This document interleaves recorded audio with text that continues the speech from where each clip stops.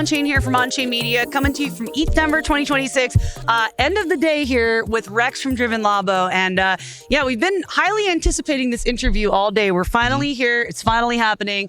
How are you feeling today, Rex? Good. Yeah, as long as my voice is holding out, it's a good time. So that way I can just keep powering through. I am impressed that you still have your voice because I've seen so many people walking up to the Ferrari here. Like, you've been talking to people all day today, yesterday. Like, how has it been so far for you? Man, the reception here has been amazing. The amount of confirmation of what we're doing being something that's unique and exciting and valuable has been really encouraging. So that alone has really been worth it coming out here. And yeah, just overall a great response. We also have had a lot of people interacting with our app and our token over the last few days. So it's, given us a nice little uptick in activity because, you're here, getting in front of the people. And it's hard to miss. So when you walk into the main venue, you guys, you see Paul Walker's Ferrari. That is something you're going to want to go over and see what's happening. Like, it's pretty exciting. You walk in and you're magnetically drawn to this bright red supercar. You can't. Perfect location. Yeah. And well, a little bit of an intro and background really quick. If you're watching this, if you're tuned in, if you're a viewer or part of the Onchain Media community, you've seen Rex, DRVN Labo, we actually partnered as a media partner to DRVN Labo. So we're here, just trying to help tell the story. And also I just got my founder's keys. So I'm a partial owner of this Ferrari. Onchain Media also has been a sponsor of getting this Ferrari to ETH Denver. So happy that we could support as always. And I'm curious, what are some of the top goals for the team in being here this year? I would say, getting the word out and getting in front of more people is the easy one, that I think we're accomplishing. We're looking for investors, so angels and VCs, and, trying to get some capital so we can take things to the next level. Because as I'm sure you can imagine, bringing in, these expensive supercars and collector cars, it requires a little bit of capital to get it going. Yeah. And so, we've met some people that are interested, which is good. And hey, if you're watching and you want to, be part of it, hit me up. But that and partnerships.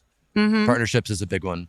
I think that you guys, you've done all the right things in prioritizing the IRL events and showing up. Like ETH Denver this year, it's definitely been different. The market is at where it's at, but you guys have continued to show up and build through that and show up. I feel like I've seen an uptick in DRVN Labo just being very much more active. Like I've known you now, I want to say since 2024, right? Like ever since I've been on base, you've been around as long as I can remember. Yeah. You were on base in 2024, right? Yeah, I was from the beginning, very beginning. Okay. So yeah, he's an old hat in the base community. And I remember seeing you start out, it felt a little more grassroots 2 years ago.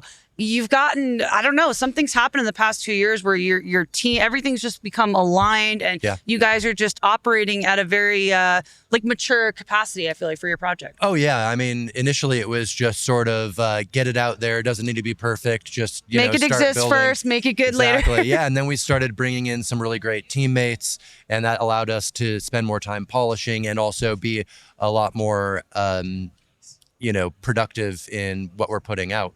So yeah, we've definitely grown. And, I'm hoping by this time next year, we continue to grow exponentially from where we're currently at. Well, I think a bullish thing that I've seen recently from you guys is you made a post and shared that you were intro to Jesse Pollock, the base team. So it sounds like there's something happening there directly with base now as well. Yeah, they really seem interested in supporting us. One of the things that really I feel like it's going to be burned into my memory from that conversation with Jesse was he, after explaining a little bit more about what we are doing, he's like, well, I've got two goals for base. One is to bring in outside communities, onboard people into Web3, people that aren't already in part of Web3. And the other is to tokenize assets. And what you're doing checks both those boxes. Let's so I want to support that. Oh my God. Okay. So Jesse, if you watch this ever, I would love to do an interview. I'd love to do some content with Jesse one of these days. Yeah. DRVN Labo, Jesse Pollock. And also we have some supporters from the base team like Zach Prater, who's going to be speaking at our event tomorrow. So that makes me so happy to see like a day one community member like yourself. You've been building, you've been in the base trenches. Now you're getting that acknowledgement and support from base. So that's, I'm just so happy for you guys. Like you really deserve it. Thank you. Another thing I wanted to talk about today was with Rex. There are these stages of the pre-sale happening. It's the RS1. Rex is going to do a much better job breaking this down than me, but basically they have 3 stages of this pre-sale, and I'm curious, how can people get involved? And like what we're currently in stage 2. Stage 3. We just Stage 3. entered stage 3 yesterday. Okay.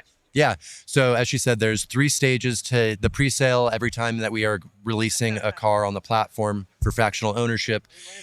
Stage 1 is available to the titanium key holders. So in our founders club, or Got those that titanium key. or those holding 750,000 Buster tokens, being our ecosystem token. Now the token threshold may change from car to car that we released on the platform, but the Founders Club keys will always remain. So you will always have front of line access, whitelist to every car we release.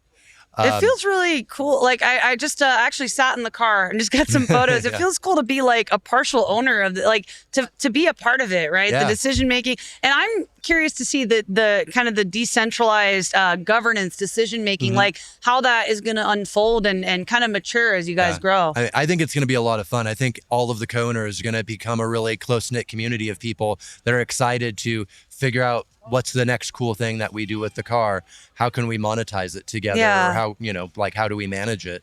And I also think something you're doing, and I've been reflecting on this, and I'm trying to think of the right words here, but this is also an opportunity to onboard people more into car culture and help people to appreciate.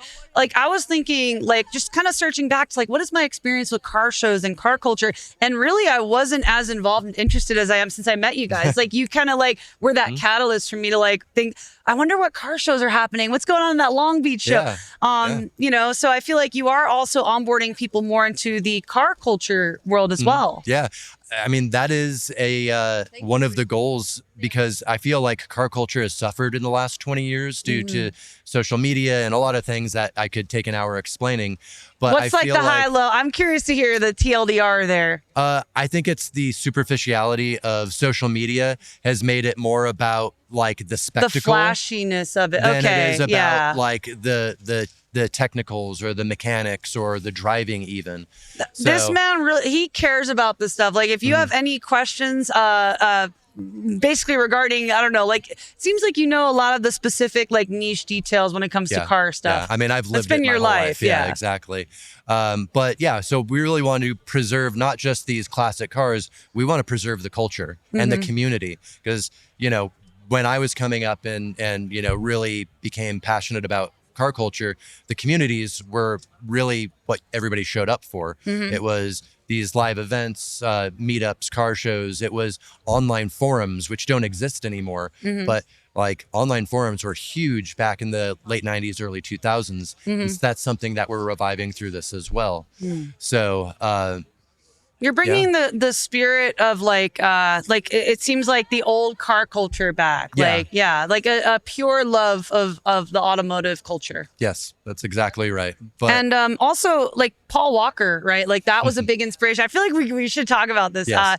That really inspired your whole brand, Buster. And I had someone ask me recently why the name Buster. I don't think I've asked you that specifically, but I know that character is based on Paul Walker. It is. So in the Fast and Furious movies, it was just this kind of unspoken I don't know how to quite put it.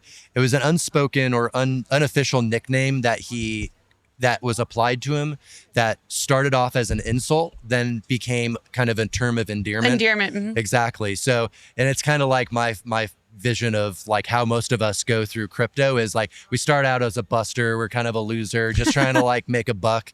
And then all of a sudden it's like, oh, now we're actually part of a family, now we're respected and, and so you're turning it from a negative into a positive. Wow. I really thank you for breaking that down. I've been working with DRVN Labo, and I really just appreciate the thoughtfulness and how intentional you guys have designed all of this. Like, Paul Walker is a symbol for just the love of car culture, right? Yeah. Like, his collection, you guys actually in your newsletter, you talk about, different like celebrity car collections. And Paul Walker has been, somebody that actually focused on the impact too, like charitable causes. So you have 10% going back to his foundation, his nonprofits, right? 10% of all of our trading fees on the tokens go back to the Paul Walker Foundation and the Reach Out Worldwide, which helps with people that are affected by natural disasters. And his Paul Walker Foundation focuses on ocean conservation. That's amazing. And part of my journey throughout crypto, I've really gravitated towards the impact focused projects. I mean, I just interviewed Griff Green here from Giveth today and actually worked on that project. It's all about giving back to nonprofits in a way where there's more incentive alignment for people to give. So anyway, I love that you've baked that into your ethos and you're giving back where you can. And we are tight on time here today. They're actually closing the venue right now. If there's one thing I can just circle back on, just to close the loop, was on the pre-sales. We talked about stage 3. Stage 2 just concluded. We've got the 3 keys, each associated with a stage. So right now is stage 3 is active, and this will be going until the pre-sale allocation runs out. So it's an indeterminate amount of time. We're just now bringing people in to, be part of the co-owner community.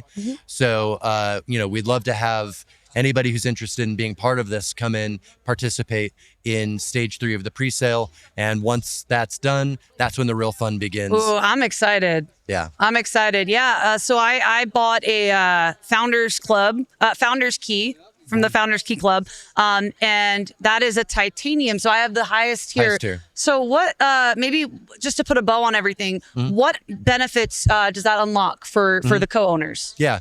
So you join an exclusive club of co-owners, or I should say founders.